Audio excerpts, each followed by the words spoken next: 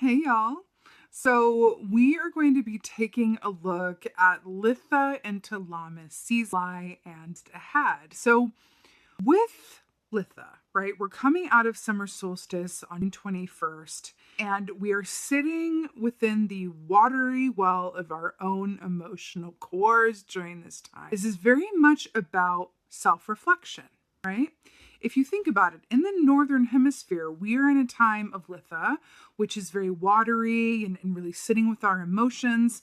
But then at our counterpoint in the wheel of the year, those in the southern hemisphere are at the time of Yule, aka Christmas time, which is also a time of reflection, just through a different lens. So no matter where you are in the world, whether it's northern hemisphere, southern hemisphere, Litha is very much about really sitting with how you feel from a place of reflection and non-resistance, being willing to sit with whatever arises from a place of stillness. It's really about the emotions, the emotional core, without necessarily taking any steps or trying to figure out how to fix anything or alter anything or how to shift one emotion from, one thing to another. It's really just about acceptance of the emotions as they currently are and really sitting with those. Sometimes doing so can lead to questions, right?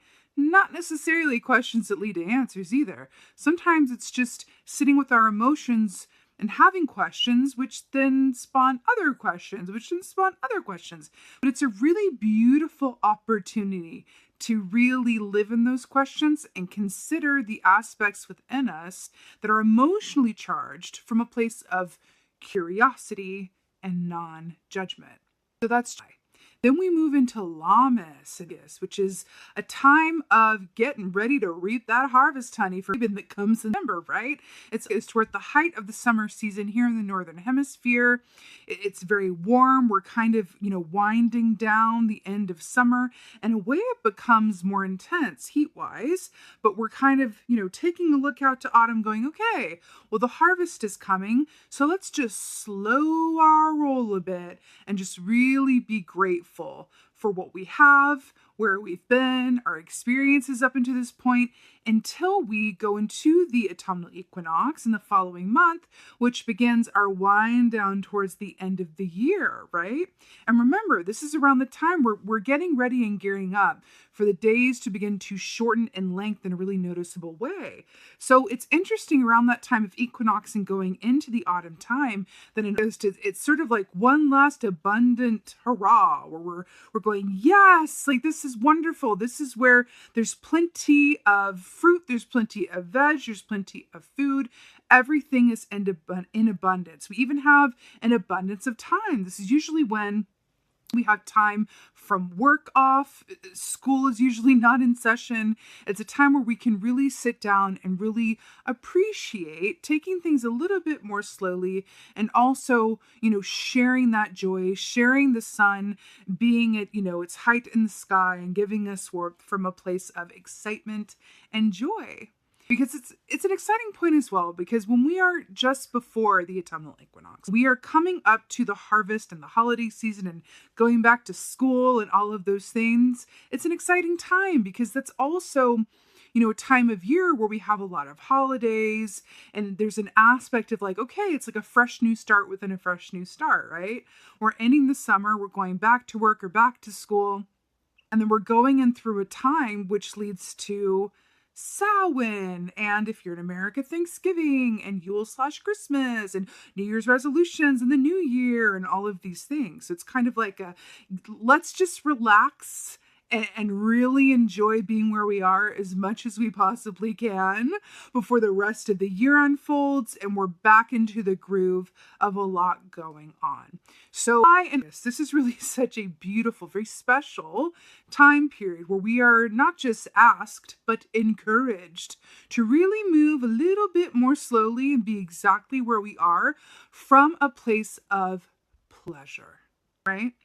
In the southern hemisphere, with that Yule energy, we're asked to move more slowly, but from a place of introspection, right?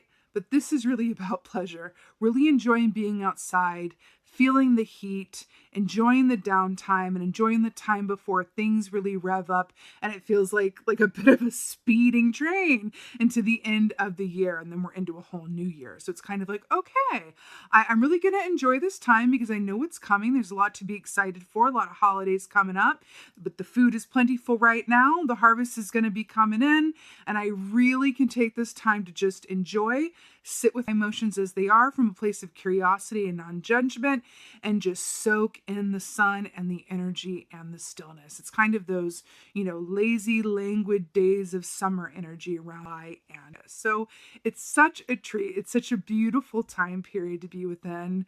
And with that being said, I'm wishing you all such a beautiful Litha and Lammas. I really love doing this series, relatively new series, where we're looking at 2 months ahead within the context of the wheel of the year. Because if we can be aware of what nature is doing, the cycles of nature within a wheel of the year context, then that empowers us to really work with that given energy and get more out of it.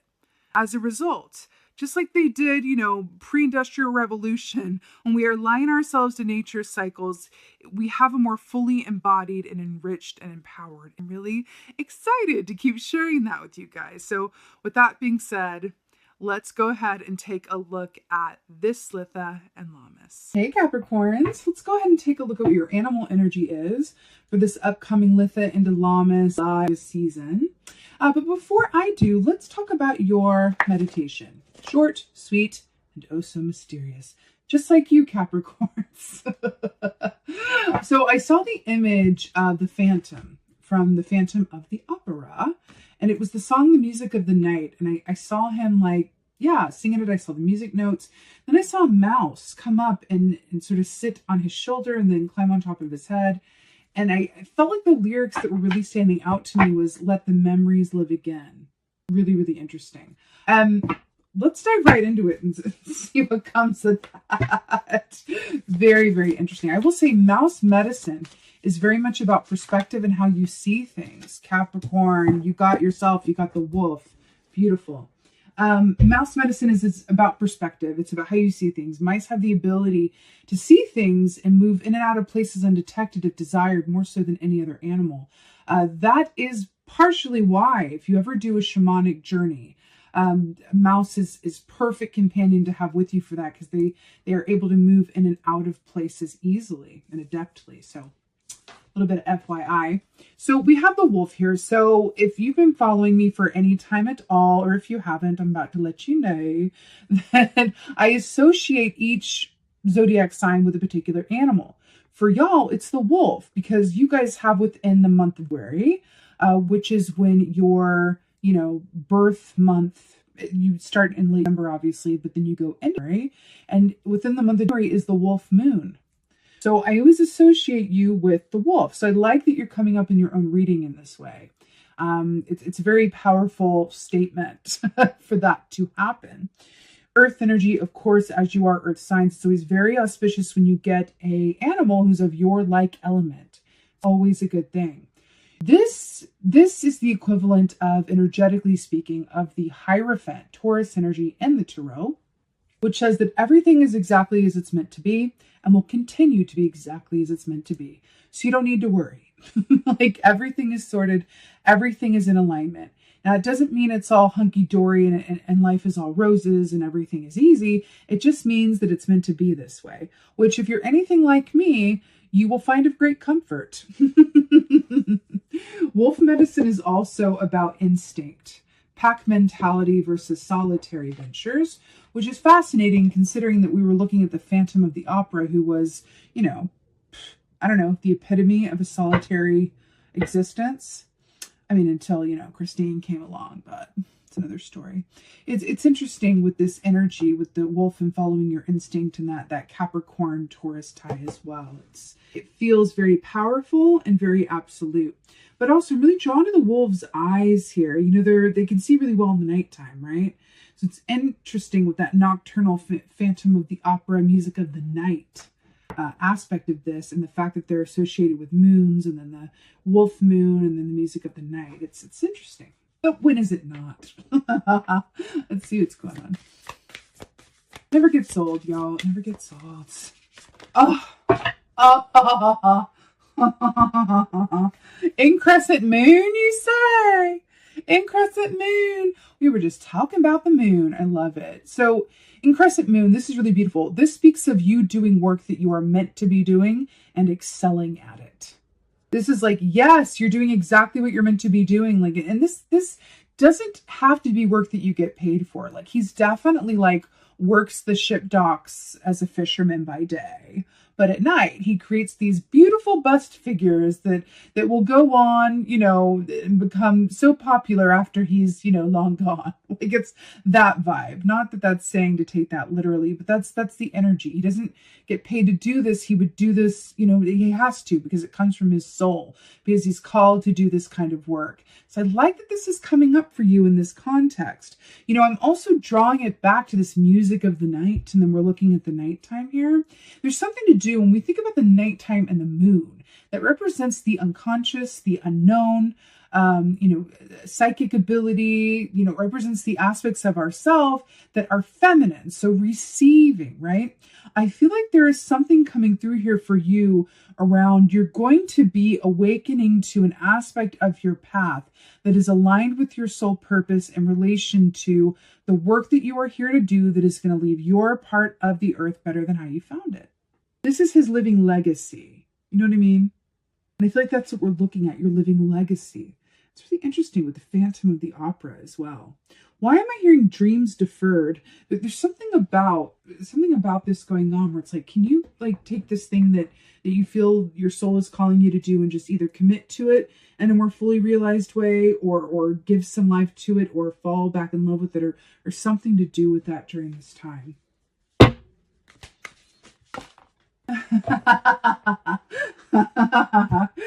One of Scrolls on track. What have we literally been saying this entire time? That you're exactly where you're meant to be and that everything's exactly as it's meant to be. And then you get on track. It's so good. I love it. What do these say? Northbound, westbound, eastbound train. You know, I do feel like it is a bit of a fork in the road moment during this time period for you. I have shivers. You know, I do feel like there's something, you know, coming forward that says like we all have choices. And at the end of the day, it's really about how you want to spend the time that you have here, what legacy you want to leave behind. And if you're here to enjoy life, how's that going? Right? You know, I think it was Sigmund Freud who said that all we need in life to be happy is work and love. Why do I feel like that's the whole point of your reading? But on track. This is saying you're, you know, in alignment. You're exactly where you're going. But it's, this person is looking at the sign going, should I switch trains? Should I wait for the next one? Should I pop into the train station for a quick cortado and then catch the next train? There's something about this that's just going, you know, follow the lead here. Fantastic. Archangel Michael, number 9. You know, this is really beautiful because Archangel Michael is this emblem of strength, compassion, fortitude, protection.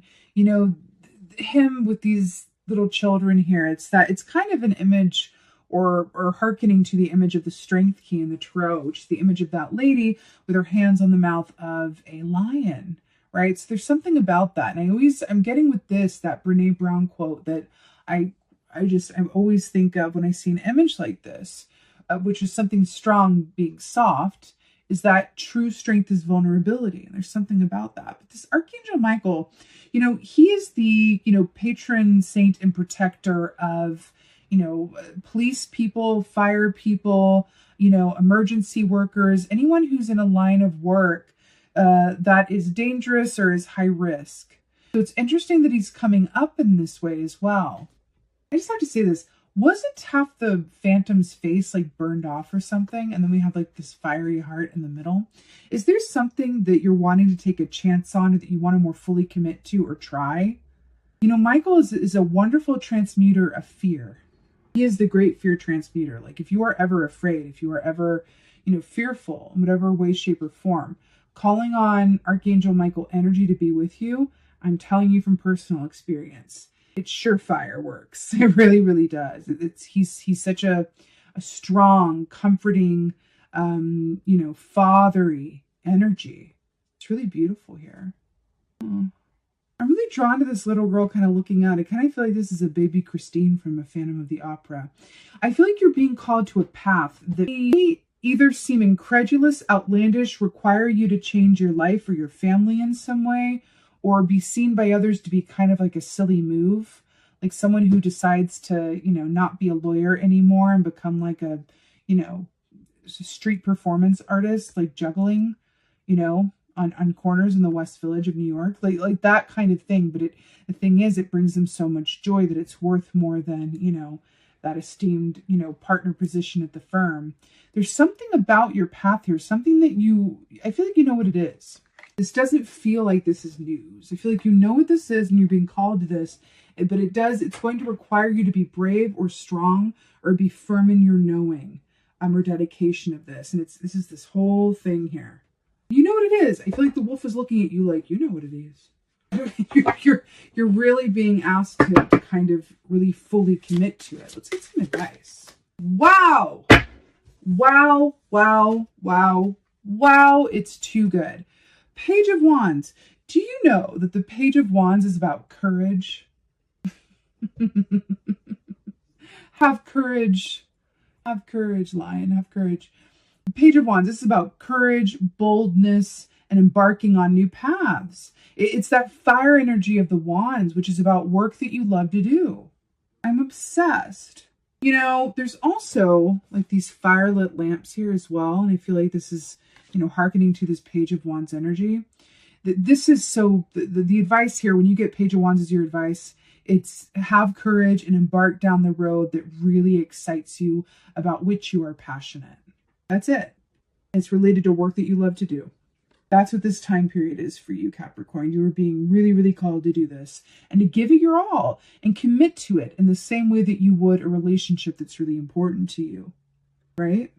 It's interesting because this guy is carving this, bust of a woman, right? It kind of gives me Pygmalion vibes, right? But it's sort of that energy of like, for the time that I'm working on this is my most intimate relationship. This is, I'm going to treat this and take this time and dedication and effort and all of these things and put it into this work and this art that will have lasting effects. And anyone who looks upon it, once it's finished, right, is going to have a piece of the time and love and feel the love that I put into this, right? It's living art because of that, because of the artist that imbued it with its magic and energy and love, right? There's a fairy tale that has that theme in it. It's like you gave it so much love that it became real. Pygmalion, right? It's interesting. Right. Let's go ahead and get an oracle for you. I'm feeling like the ancestors. You have one life to live, Well, not really, but you have one life to live is you. Wow. That's something else.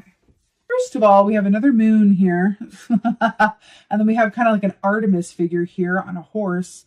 Hunter, tracking.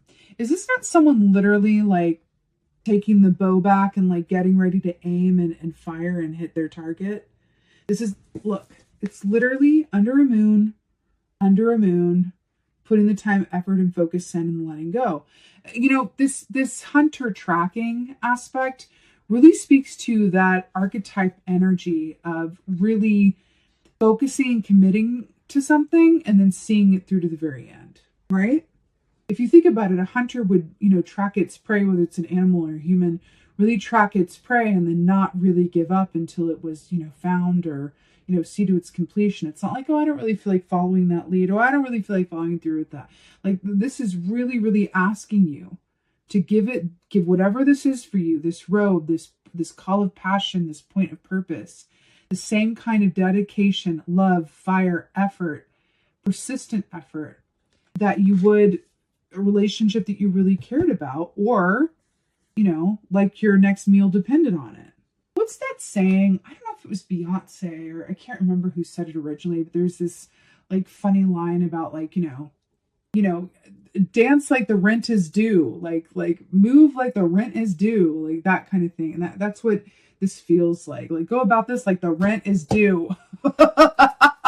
Is what this feels like, Capricorn. I feel like as Capricorns, as your inherent, signature, you are so able to vibe with this. You know what I mean? You're so able. It's like, oh, okay, I know how to hustle, but it's really about hustling in terms of, what is going to make you happy? What is your lasting legacy? What are you here to do? I also feel like this is a special call and shout out to anyone who's a healer or anyone who's involved in work that has healing effects. Like even if you're, for example, like a comedian or an artist or a spiritual, a healer worker, a mystic, whatever that is, or an actual like physician, whatever this is, like if what you do brings healing or help to other people, that's a special call to you in particular. And it could even be an aspect of something that you do that provides healing or help or assistance to others. So sometimes it helps to bring things into a humanitarian context. And sometimes it's easier to follow through within that line of thinking, because then it's not so much about us. We really have a way of getting in our own way and really partaking in our own self-perceived limitations. And so looking at it that way, going, let's just like expand the vision here, right? And go, oh God, the mouse, of course, the mouse with the Phantom of the Opera.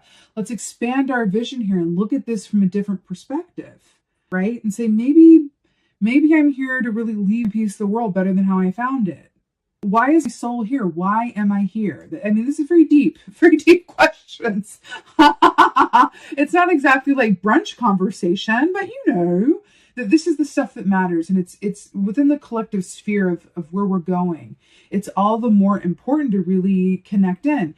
The McCarthy-driven days, at least, from an American perspective, I'm an American, obviously, those days of, but you can really widen that range, but the days of kind of like going along to get along, or just doing the work to make the money, and there doesn't have to be any love in it, that kind of status quo is like, it cannot survive within the age of Aquarius. And what that's going to translate to is if you've been in that vibration where you're just going along to get along and you're doing work because it pays the bills and for no other reason, and there's no love in it, the universe is going to really challenge you on that particular track and make it so that you have no choice but to really consider, like, what are you doing? Because guess what? Here's the tea and here's the news.